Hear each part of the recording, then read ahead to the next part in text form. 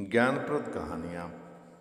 ज्ञानप्रद कहानियों में दूसरों के बारे में जानने और उनकी परिस्थितियों के लिए समझ और सहानुभूति पाने में हमारी मदद करने की क्षमता होती है।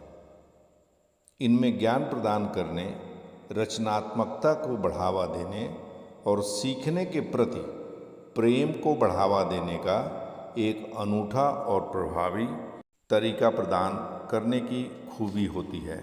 आइए हम एक कहानी से आज कुछ सीखें।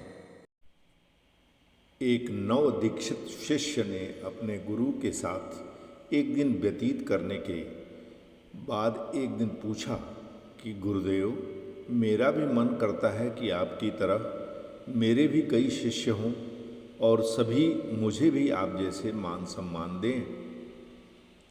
गुरु ने मंद मंद मुस्कुराते हुए कहा, कई वर्षों की लंबी साधना के पश्चात अपनी योग्यता और विद्वता के बलबूते पर तुम्हें भी एक दिन यह सब प्राप्त हो सकता है।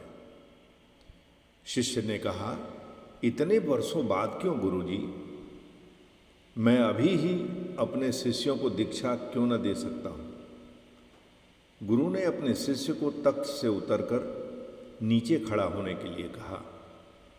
फिर स्वयं ही तख्त पर खड़े होकर कहा, जरा मुझे ऊपर वाले तख्त पर पहुंचा दो। शिष्य विचार में पड़ गया।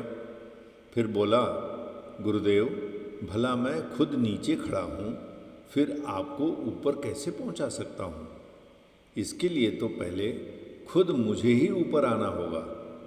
गुरु ने मुस्कुराकर कहा, ठीक इसी प्रकार यदि तुम किसी को अपना शिष्य बनाकर ऊपर उठाना चाहते हो तो तुम्हारा उच्च स्तर का होना जरूरी है। शिष्य गुरु का आशय समझ गया और वह उनके चरणों में गिर गया।